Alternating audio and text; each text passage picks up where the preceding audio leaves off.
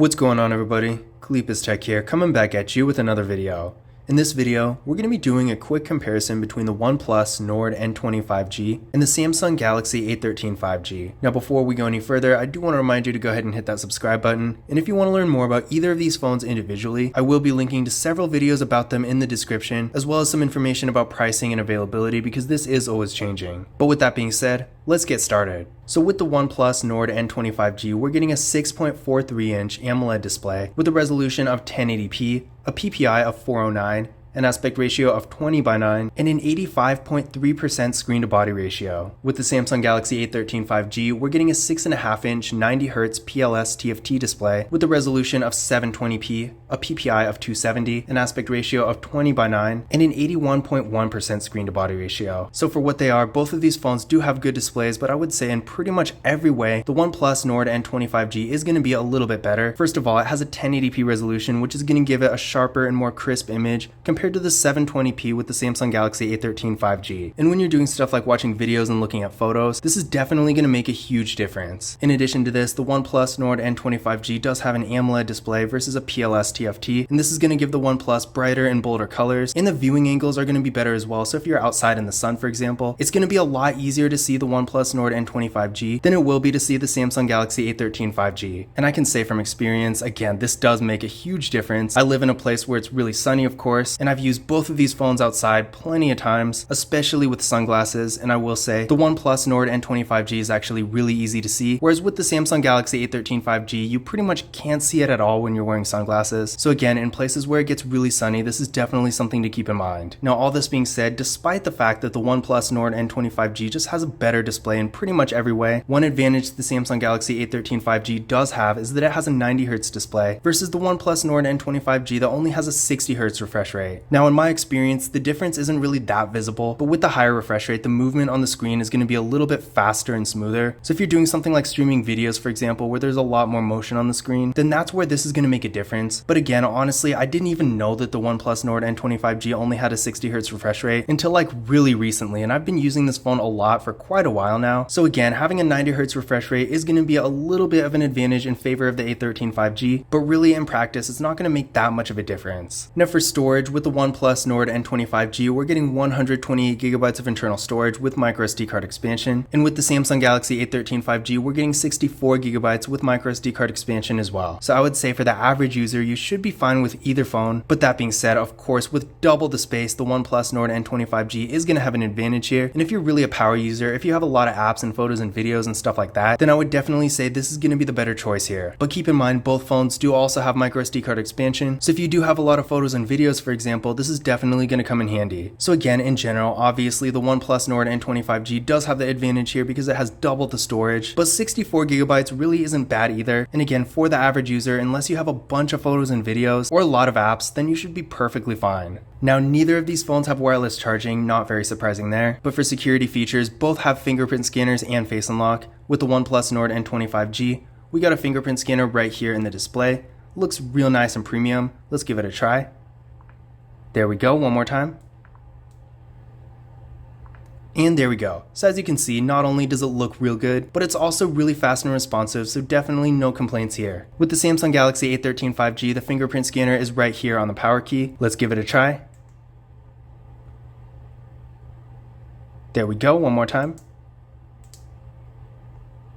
And there we go. So I would say in general, as far as the fingerprint scanners go, with the OnePlus Nord N20 5G, not only does it look better, but it also is a little bit faster and more responsive. But on the other hand, having a fingerprint scanner on the power key is really convenient, and this one really wasn't bad. So the Samsung Galaxy A13 5G is really not far behind. And in addition to this, remember, both phones do have face unlock, so if you want to use that instead, you always can. Now taking a look at the camera setups here, with the OnePlus Nord N20 5G, we got a nice looking hole punch design for the front facing camera, and this camera is 16 megapixels. With the Samsung Galaxy A13 5G, we got a water drop notch for the front-facing camera, and this camera is 5 megapixels. Then on the back, with the OnePlus Nord N20 5G, we got a triple camera setup with the 64 megapixel main camera, a 2 megapixel macro camera, and a 2 megapixel depth sensing camera. With the Samsung Galaxy A13 5G, we have pretty much the same kind of thing, and with this camera, the main camera is 50 megapixels, then we got a 2 megapixel macro camera and a 2 megapixel depth sensing camera as well. So in general, as far as features go, these cameras are pretty much the same. Now, if you want to see photo and video samples, definitely check out my full camera reviews, which I will be linking to in the video description. But I would say that overall these phones are really on par with each other as far as photo and video quality go. And in addition to this, neither of them can record in 4K unfortunately. They do max out at 1080p in both the rear and front cameras, but in general I would say if you're taking photos and recording videos for more casual stuff like social media for example, either of these phones will be perfectly fine, and I feel like the difference in quality between the two isn't really enough to make a decision based on that. But again, if you do want to see the quality for yourself, I do have dedicated camera reviews for each phone where I go over their camera setups in a lot more detail. Now as far as RAM and processor go, with the OnePlus Nord N20 we're getting 6GB of RAM with the Qualcomm Snapdragon 695 5G processor. With the Samsung Galaxy A13 5G, we're getting 4GB of RAM with the MediaTek Dimensity 700 5G processor. Now I ran Geekbench 5 benchmark tests on each phone, and with the OnePlus Nord N20 we're getting a single core score of 683 and a multi-core score of 1972. With the Samsung Galaxy A13 5G, we're getting a single core score of 460 and a multi-core score of 1099. So as you can see here, there's definitely quite a difference. The OnePlus Nord N20 is going to be a lot faster, but I would say if you're doing really basic activities like browsing the web and using a little social media here and there, the Samsung Galaxy A13 5G will be perfectly fine. But again, if you're doing more high-end activities like mobile gaming for example, or if you're just going to be on your phone a lot, then the OnePlus Nord N20 will have a huge advantage here. But that being said, what I recommend doing is running a Geekbench 5 benchmark test on your current phone and then comparing your results to these, because that's going to give you a better idea of where your current phone stands compared to these phones. And you might find that even though the OnePlus Nord N20 is quite a bit more powerful, maybe the Samsung Galaxy A13 5G is all you really need. So it's really going to be based on what you currently have and what your expectations are. But that being said, again, in my experience, the Samsung Galaxy A13 5G really isn't slow, and for most activities it does run perfectly fine. But of course, if you want the fastest phone between the two, the OnePlus Nord N20 will easily take this. Now for the batteries, these phones are pretty close, and they do have slightly different strengths. On one hand, with the OnePlus Nord N20 we're getting a 4500 mAh battery that supports 33 watt fast charging, and with the Samsung Galaxy A13 5G, we're getting a 5000 mAh battery that supports 15 watt fast charging. So on one hand, of course, the Samsung Galaxy A13 5G does have a slightly larger battery, and as such, it does have longer life per charge. But on the other hand, with the OnePlus Nord N20 supporting 33 watt fast charging, this is really a big deal, especially if you're in a situation where you don't have a whole lot of time to charge your phone. If you do have a 33 watt charger, which this phone does come with by the way, then it is going to save you a lot of time. So as you can see right here, we do have a 33 watt fast charger here, and again, this does come in the box with the OnePlus Nord N20 which is definitely exceptional because nowadays a lot of phones don't even have any wall adapter, whereas with the 33 watt fast charger, this is definitely a great value, because if you have to buy one yourself, it can be a little pricey. So in general, both phones do have great batteries. It really comes down to your priorities. If you want a larger battery with more life per charge, then of course the Samsung Galaxy A13 5G will have an advantage, but if you want your phone to charge faster, then the OnePlus Nord N20 will by far be a better choice. Now for me personally, as far as the battery goes, I would choose the OnePlus Nord N20 just because the battery really isn't small by any means. In fact, the difference between 4500 and 5000 mAh on these phones at least really isn't going to matter that much, whereas the difference between 33 watt and 15 watt fast charging is definitely going to make a lot more of a difference. But then again, if you're in a situation where maybe you leave your phone plugged in anyway, then in that case, maybe you would want a larger battery instead. But again, the bottom line is, despite a few differences, both of these phones do have really good batteries. Another thing I do want to mention is that both of these phones do also have NFC, so if you like to make mobile contactless payments using tap and pay, you can with either of them. But in conclusion, which of these devices is better? In general, I feel like in pretty much every way, the OnePlus Nord N20 is definitely a better device. Despite only having a 60Hz refresh rate, the display is better in pretty much every other way. With an AMOLED display, you're going to get much brighter and bolder colors, and the viewing angles again make a huge difference. I mean, going outside with this is not going to be a pleasant experience, especially if you're in the sun wearing sunglasses. I can definitely tell you it's not fun. Whereas with the OnePlus Nord N20 this is a lot better. In addition to this, the OnePlus Nord N20 has double the storage, a much nicer looking and faster fingerprint scanner,